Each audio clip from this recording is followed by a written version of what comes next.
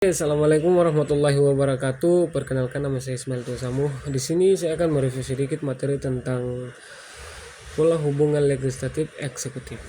Oke.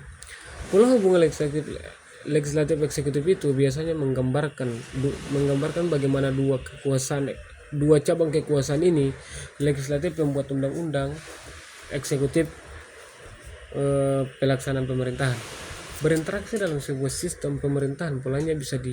Polanya bisa berbeda tergantung jenis sistem pemerintahan yang dianut suatu negara. Secara umum, ada beberapa pola utama. 1. Pemisahan kekuasaan tegas, separation of powers. Contoh, sistem presidensial seperti di Amerika Serikat, Indonesia pasca amandemen Undang-Undang Dasar 1945. Ciri-ciri presiden ini tidak berasal dari legislatif dan eksekutif dipilih secara terpisah, tidak saling menjatuhkan kecuali lewat impeachment dengan syarat ketat. Hubungan lebih independen dan tetapi ada mekanisme check and balance. Ada 2.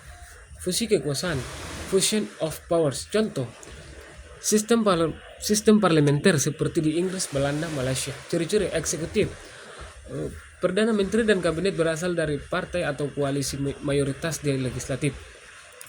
Eksekutif tergantung pada dukungan mayoritas legislatif untuk bertahan.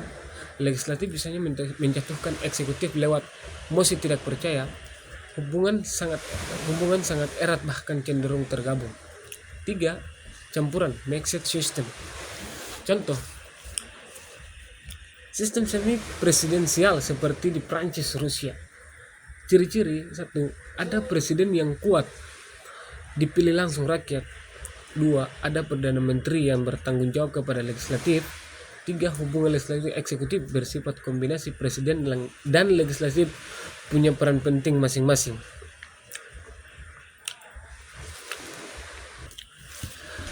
Terdapat dalam pasal 7A bahwa presiden dan atau wakil presiden dapat diberhentikan dalam masa jabatannya oleh MPR atas usul DPR, baik apabila terbukti telah melakukan pelanggaran hukum berupa pengkhianatan terhadap negara, korupsi, penyuapan, tindakan pidana berat lainnya, atau perbuatan tercela, maupun apabila terbukti tidak lagi memenuhi syarat sebagai presiden dan atau wakil presiden. Dan pasal 7C bahwa presiden tidak dapat membekukan dan atau membubarkan DPR. Kedudukan eksekutif dengan legislatif yang sejajar dan menjadi mitra pemerintahan dimaksudkan untuk terciptanya hubungan kerja yang harmonis, stabil dan demokratis, saling menghargai kedudukan dan fungsi masing-masing merupakan kata kunci terwujudnya hubungan kemitraan antara eksekutif dan legislatif. Hubungan legislatif dan parpol. Partai politik adalah suatu kelompok yang terorganisir yang anggota-anggotanya mempunyai orientasi, nilai-nilai dan cita-cita yang sama.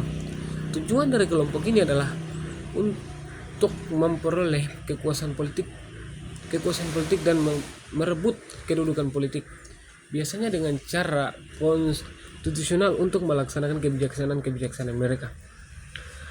Fungsi utama dari partai politik adalah menjembatani antara masyarakat, society dan negara, state, atau sebaliknya. Parpol sebagai penghubung antara masyarakat dengan kepentingannya dan negara sebagai pembuat keputusan dalam mengatasi masalah sosial di masyarakat. Parpol sebagai mesin politik yang bekerja untuk mengundang isu-isu kebijakan politik, selayaknya harus mendengarkan kebutuhan masyarakat konstituennya. Secara normatif, parpol berfungsi menjadi saluran aplikasi politik warga negara untuk melaksanakan demokrasi perwakilan dalam sistem kenegaraan. Hal ini meliputi menempatkan perwakilan pada lembaga legislatif, kekuasaan pembentukan pemerintahan, dan melakukan kontrol atas jalannya pemerintahan atas jalannya pemerintahan.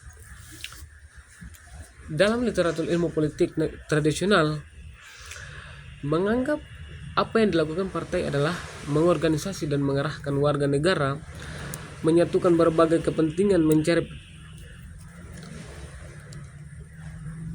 menyatukan berbagai kepentingan, mencari pemimpin untuk jabatan publik, memformulasikan kebijakan publik, dan bertindak sebagai penghubung penting antara warga negara dan negara. Dalam konstitusi kebijakan negara, parpol sebagai entitas politik praktis, sedangkan legislatif sebagai kepanjangan parpol. Maksud yaitu parpol merupakan jati diri pelaksanaan politik sebagai wadah yang berfungsi untuk menampung aspirasi masyarakat, dan legislatif yaitu sebagai perpanjangan tangan parpol. Perpanjangan tangan dari parpol maksudnya yaitu kader-kader parpol yang duduk di kursi parlemen atau legislatif harus dapat mengartikan aspirasi-aspirasi dari masyarakat dan menyuarakan keinginan masyarakat dengan membelah kepentingan masyarakat itu, masyarakat luas.